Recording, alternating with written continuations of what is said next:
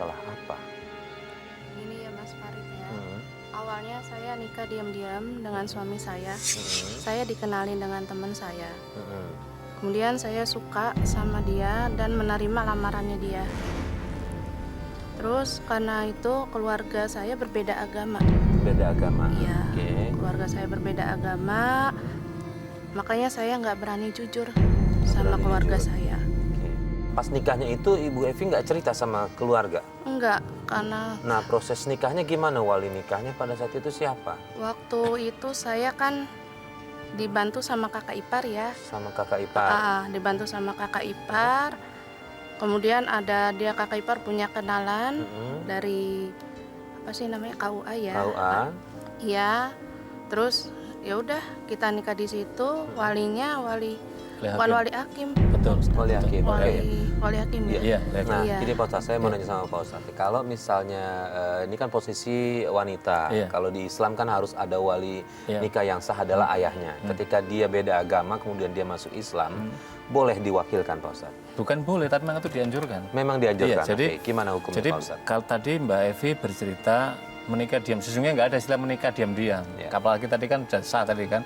Tapi saya ingin menjelaskan begini Mas Farid, ini kan dengan keluarganya beda agama, kemudian mohon maaf karena para pemirsa pacarnya ini kebetulan misalkan seorang Muslim, Muslim, ya. kebetulan waktu itu mungkin Mbak Evi jatuh hati waktu masih muda, akhirnya kemudian masing-masing penuh kerelaan, maka kemudian Mbak Evi memeluk Islam kemudian menikah.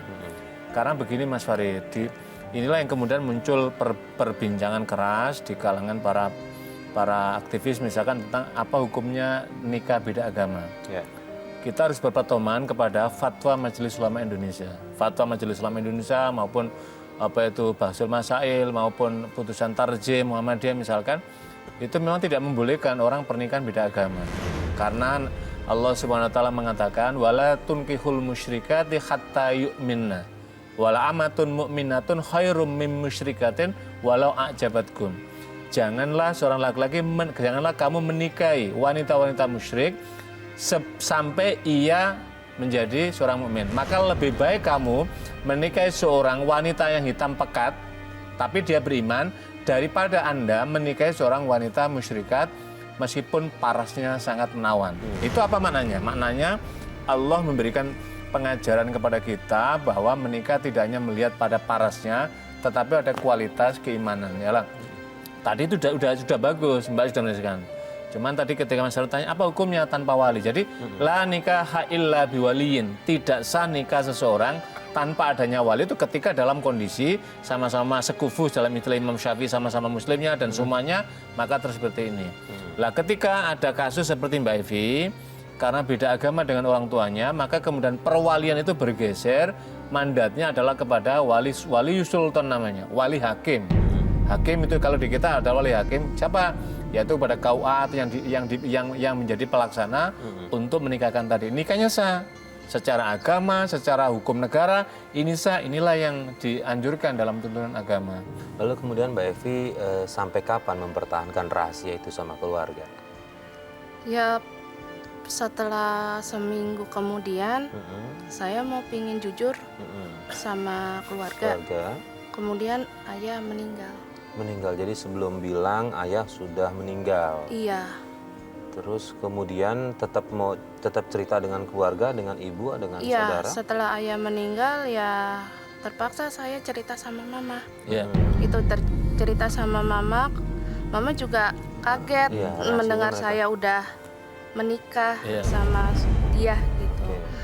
Ya mau nggak mau ya mama nerima dia sebagai suami saya. Tapi lama-kelamaan suami saya sikapnya berubah, Mas. Sejak kapan dia berubah? Nggak tahu.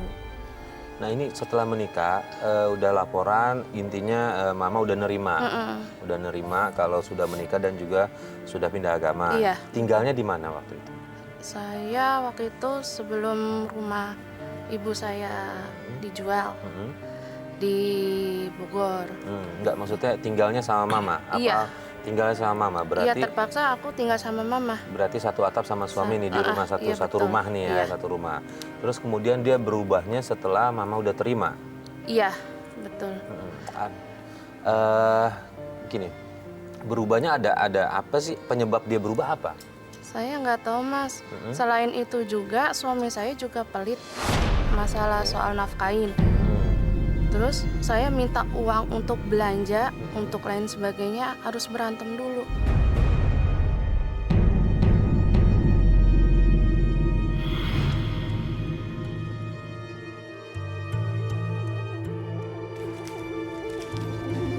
Mas, lo mau kemana?